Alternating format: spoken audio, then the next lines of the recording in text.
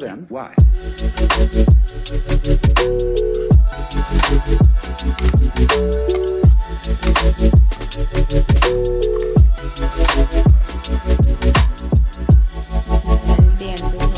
കുറച്ച് വെള്ളം ഒഴിച്ചിട്ട്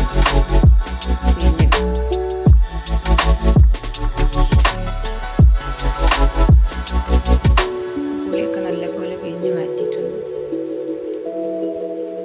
ഇത്രയും ചാറ് കിട്ടിയിട്ടുണ്ട് ഇതിന്ന് പുളി പിഴിഞ്ഞിട്ട്.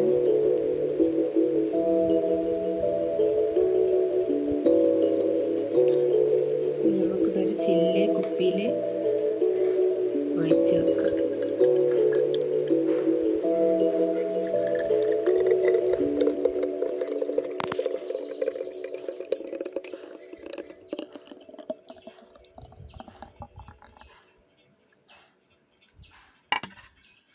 പച്ചപ്പുളി ഒഴിച്ചിട്ട് കറി വെച്ചാലും കറിക്ക് നല്ല രുചിയുണ്ടാവും.